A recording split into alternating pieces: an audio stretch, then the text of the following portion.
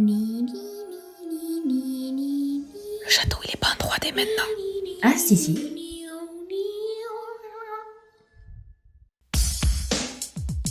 Ah, c'est le roi lion. Mais non, Mufasa est déjà mort.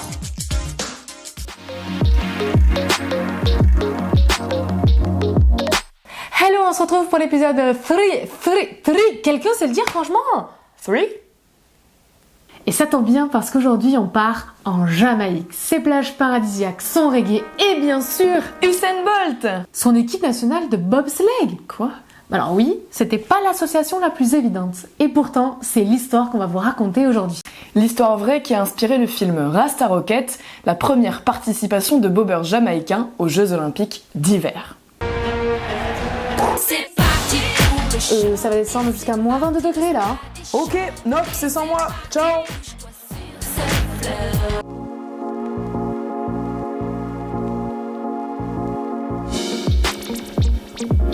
Diffusé en France en 1994, Rasta Rocket de John Turteltaub est devenu l'une des comédies les plus cultes de sa décennie.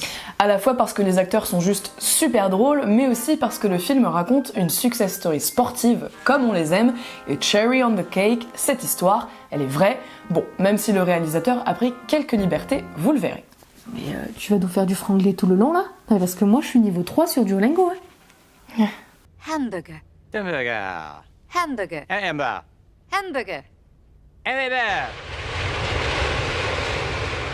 Bienvenue en plein cœur des Caraïbes, bienvenue en Jamaïque. La température extérieure est de 30 degrés. Ouais, c'est sympa ce son, c'est quoi? Ah, c'est les Wailing Souls. C'est un groupe jamaïcain, ils ont fait la VO du film. Sur cette île, Deris Bannock ne rêve que d'une chose, suivre les traces de son père et courir le 100 mètres aux Jeux Olympiques. Le jour des sélections, Deris se fait entraîner dans la chute d'un concurrent. Son rêve s'arrête là.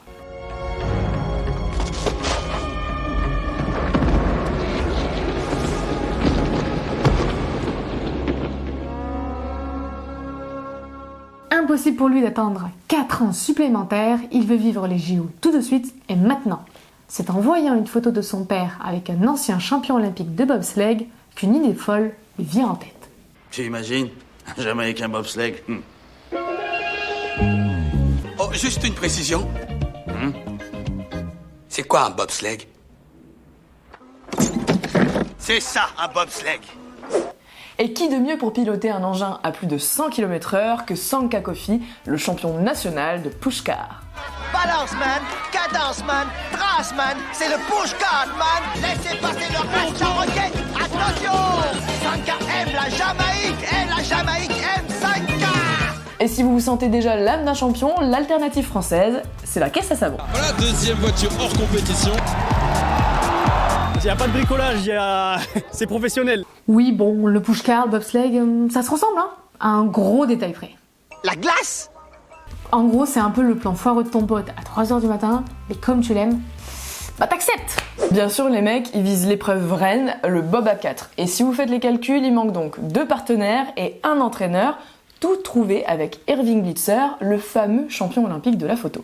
En perte de vitesse depuis qu'il a triché au JO 18 ans auparavant, vous allez voir l'entraîneur américain un peu blasé, c'est vraiment comment susciter des vocations.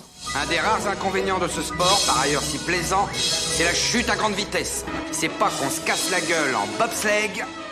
Non, on se l'éclate. Alors? Qui est volontaire? Et merci Disney, comme par magie, l'équipe est au complet quand 2 sprinteurs entrent dans la salle, Junior Beville, responsable de la chute collective en finale du 100 mètres, et Yul Brynner, tombé lui aussi. On a donc un gros bras, un fils à papa, un Rasta et un mini Usain Bolt obsédé par les JO. Tu as devant toi la première équipe de bobsleigh de la Jamaïque. Alors tout ça c'est bien joli, mais ça ne s'est pas passé comme ça. En réalité, ce sont 2 hommes d'affaires américains, George Fitch et William Maloney, qui ont fait ce pari fou de vouloir qualifier une équipe jamaïcaine aux Jeux de Calgary, au Canada, en moins d'1 an. Quand ils découvrent le push-car à Kingston, ils font immédiatement le rapprochement avec le bobsleigh. Les deux hommes sont convaincus du potentiel vitesse des sprinteurs jamaïcains pour la discipline. Problème, ils ne trouvent personne. En même temps, on parle d'un sport d'hiver dans un pays où il ne neige jamais.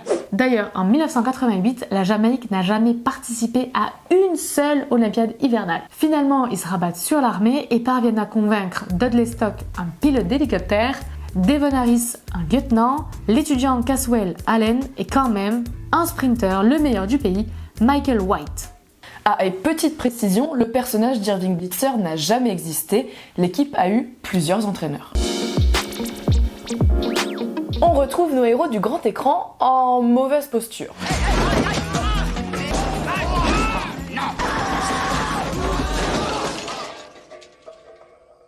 Sanka. T'es mort? Ouais, man. En Jamaïque, il n'y a ni glace, ni piste de bobsleigh, les gars ils s'entraînent sur la terre et regardez la tête de leur bobsleigh, on dirait vraiment une boîte de conserve. On les imagine très mal se qualifier au jeu quelques semaines plus tard, et là, zéro exagération de la part de Disney. L'autre mission de l'entraîneur, c'est de les préparer au choc thermique. C'est assez froid. En parallèle, il leur faut aussi trouver des subventions pour rejoindre le Canada, car le comité olympique jamaïcain ne croit pas en leur chance et refuse de les financer. C'est clairement le moment de la débrouille du film. Nous cherchons un sponsor qui soutienne l'équipe de bobsleigh de la Jamaïque. Sur toute la planète, les gens n'en reviennent pas.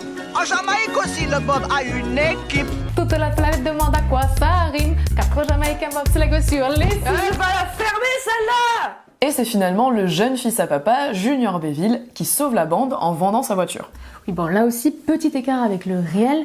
Dans les faits, la Fédé jamaïcaine, elle a bien soutenu les athlètes et les billets d'avion ont été achetés non pas grâce à la vente de la voiture, mais grâce à une vente de t-shirts à leur effigie. Après une cascade de chutes, les temps finissent par descendre et nos 4 bobeurs jamaïcains parviennent à réaliser les minima pour se qualifier aux Jeux d'hiver. Direction le Canada.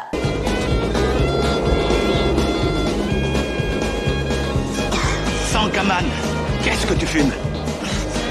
Je fume pas, j'expire. Toujours en dèche, ils parviennent tout de même à gratter un bob aux Américains. Enfin, ce qu'il en reste. Je sais qu'il est pas très reluisant, mais... Chut. Il est magnifique. Leurs débuts sur la glace sont chaotiques. Ils se renversent et personne ne les prend au sérieux. Bon, le moins qu'on puisse dire, c'est qu'ils font sensation quand ils arrivent sur le paddock, tout ça parce qu'ils dénotent. Pourquoi tu y mets pas des roulettes à ton engin? J'ai l'impression qu'on n'a pas trop la cote. C'est parce qu'on est différent. La plupart des gens ont peur de ce qui est différent. La presse, elle aussi, s'en donne à cœur joie, du moins au début. Ça paraît contraire aux valeurs de l'olympisme, et c'est vrai que les moqueries ont été quand même exagérées dans le film, même si les journalistes n'ont pas été les derniers à en rire. Il y a que les mecs qui se retournent, ils doivent rentrer la tête dans les épaules. Hein. Le hérisson, hop, ou la tortue, hein, dans la coquille. Hein. Malgré les critiques et toujours à force de persévérance, les bobeurs jamaïcains se qualifient pour la première manche. Ça y est, on y est, nous sommes le 27 février 1988, c'est l'heure de la première manche du bobsleigh homme à 4. Wait! Disney a cuté un passage, comme si l'histoire n'était pas déjà assez folle, changement de dernière minute dans notre équipe. En s'entraînant sur un lac gelé, Caswell Allen glisse et se blesse. C'est donc le frère d'un des autres bobeurs, Chris Stokes, qui de base est juste venu les observer au JO, qui le remplace 3 jours avant la compétition. Et surprise surprise, il n'est jamais monté dans un bob de sa vie. Super. Retour sur la ligne de départ avec un bob flambant neuf. Tu m'enlèves ça. Ok. Aïe! Vaille! Aïe!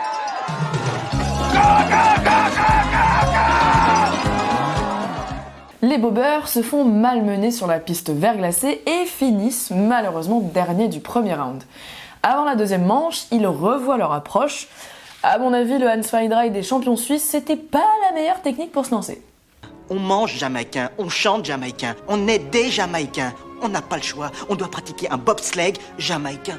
Sur toute la planète, les gens ne reviennent pas. En Jamaïque aussi, le bob a une équipe. Balance, man! Cadence, man! Trace la glace, c'est le Bob, man! Et ça se passe beaucoup mieux dans la seconde manche où il termine 8ème. Tous les espoirs sont permis avant la 3e et dernière manche. Balance, man! Cadence, man! Trace la glace, c'est le Bob, man!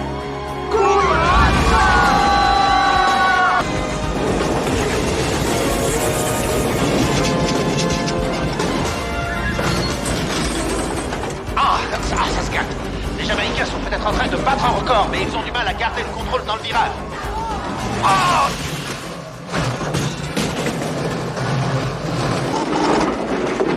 Sortez les mouchoirs! Ça peut pas se finir comme ça!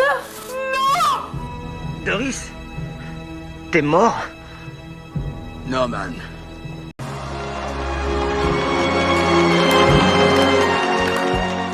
Sur les violons d'Hans Zimmer, les 4 Jamaïcains portent sur leurs épaules le bobsleigh jusqu'à la ligne d'arrivée. Standing ovation pour les héros. Mais ça va aller? Non, on revient dans une heure. Côté drama, ça s'est vraiment passé comme ça, sauf que les Jamaïcains ont terminé à pied sans porter leur bob et que l'origine du crash, c'était en fait une erreur de pilotage. Ils ont donc bien été disqualifiés. En revanche, Disney a un petit peu enjolivé leur temps. En fait, ils n'avaient aucune chance de médaille et étaient déjà 26e à l'avant-dernière manche. Mais c'est pas ça le plus important. Non, c'est pas ça. Non.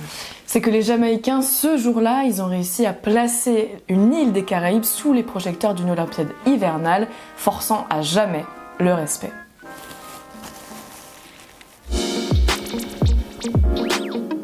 Avant tout, il faut savoir que le film a cartonné. Il a généré plus de 154 millions de dollars de recettes pour un budget initial de 14 millions. Rien qu'en France, Rasta Rocket a fait plus de 2,5 millions d'entrées. D'ailleurs, le plus fou dans cette histoire, c'est que le film aurait pu ne jamais voir le jour. Bah oui, sur le papier, un film de bobsleigh, c'est pas censé faire déplacer les foules. D'ailleurs, à l'origine, ça aurait dû être un drame, avec comme tête d'affiche des gens ultra connus comme Eddie Murphy, Denzel Washington. Mais Columbia Pictures, qui avait acheté le film, n'est jamais allé au bout de son idée. Le scénario est passé de main à main jusqu'à ce que Disney le rachète. Et par manque de budget, la franchise de Mickey a fait appel à des acteurs presque inconnus, excepté l'humoriste canadien John Candy, qui joue l'entraîneur dans le film. Et pour la petite histoire, il est décédé 1 mois avant la sortie du film en France. Depuis Calgary, les vrais bobbers jamaïcains sont restés très bons amis et sont encore aujourd'hui des stars dans leur pays. Michael White est le seul à s'être éloigné du bob. Aujourd'hui, il vit à New York et s'est reconverti dans la vente. Devon Harris, lui, a été promu secrétaire général de la Fédé jamaïcaine de bobsleigh à titre honorifique. Il a même essayé de recruter Usain Bolt en personne, mais l'éclair lui a répondu texto « non, trop froid ». À 59 ans, Chris Stokes est devenu président de la Fédé de bobsleigh de Jamaïque. Et enfin, Dudley Stokes s'est occupé de la logistique de l'équipe féminine de bob aux Jeux de Pyeongchang en 2018. Parce que oui, le bob jamaïcain s'est inscrit dans le temps. Ce n'est qu'un début, nous sommes là pour longtemps et nous montrerons de quoi nous sommes capables. En 1992, ils sont là. En 2002, ils sont encore là. En 2018, ils sont toujours là avec en prime une équipe féminine. L'hiver dernier, aux Jeux d'hiver de Pékin, ils ont même inscrit 3 équipes pour leur 8e participation aux Jeux Olympiques. On espère que ça vous a plu. Alors c'est vrai, c'était l'histoire quand même très connue, mais pour ceux qui n'ont pas vu le film, foncez le voir, c'est vraiment une pépite. Puis nous, on se retrouve dans un petit mois pour une prochaine vidéo. We say goodbye now? Of course. Bye! Quand je parle du bob jamaïcain, je parle en fait du mouvement du bobsleigh jamaïcain, c'est plus un concept. Ce n'est pas une question de chrono sur la glace, c'est l'idée que peu importe d'où l'on vient, de notre situation ou de notre passé, il est possible de dépasser ses limites, de briser les barrières et de se surpasser.